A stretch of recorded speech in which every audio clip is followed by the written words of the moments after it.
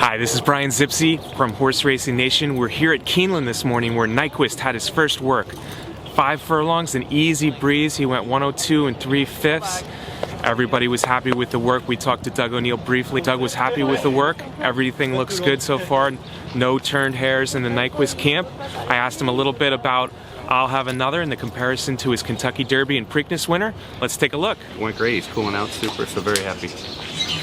You're the world's happiest trainer right now. I really am, yeah. It's I'm so blessed and just a super lucky guy to be part of this horse, and you know, we all realize that on a daily basis. When did you realize this thing was going to be as special as it is, 7-0, not just undefeated, but no one is cast?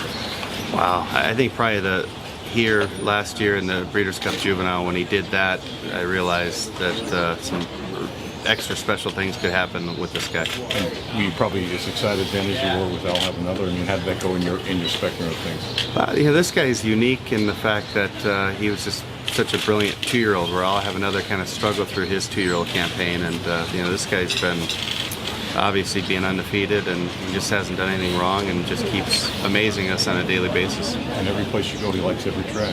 He does, and he handles himself. You see the way, you know, when he has a lot of friends and family around, he steps up his game. He loves it. He thrives on all the activity and all the attention, and that takes a special horse. Any plan for this horse going forward? The plan, I think, will be something similar to today, the next couple of Fridays. So we'll huddle up whether or not he needs company his last work, but I don't think he will. He was so good today, so willing. He galloped out strong that I don't think he's going to need company. So I think he'll be very similar.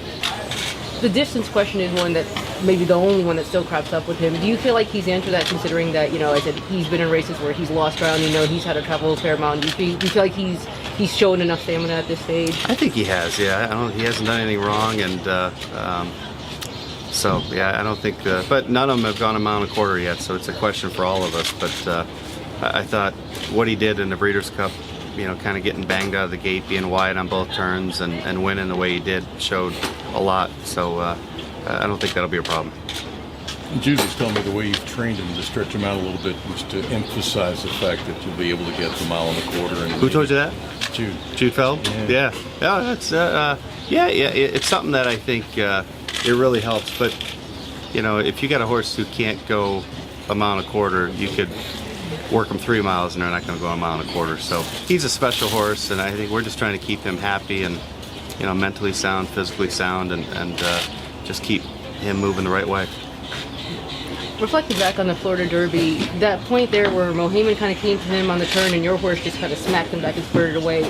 Watching that, what was that like? It was supposed to be the grand showdown, and he turned into it really was. Show. Yeah, it looked like it was coming down to the stretch duel we were all excited to see, and you know, I just think just showed you how brilliant Nyquist is, and you know, I think Gulfstream too, being on the outside, Mohaymen didn't have he probably moved a little sooner than he maybe wanted to, but it was extremely exciting and just so proud, and just gives you so much optimism for what could be.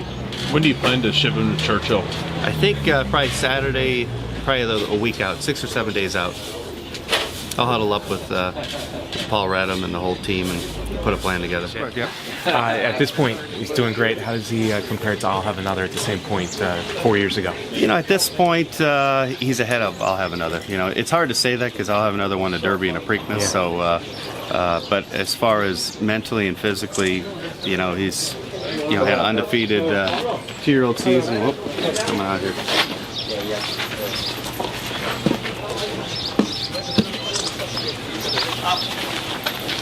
But so yeah, I think just what he did in this 2-year-old season, you know, puts him way ahead of I'll Have Another. But he still has some couple of big races ahead of him to compare to I'll Have Another. So awesome. Yeah, great. You got it, brother. Thank you. Of course. See you around.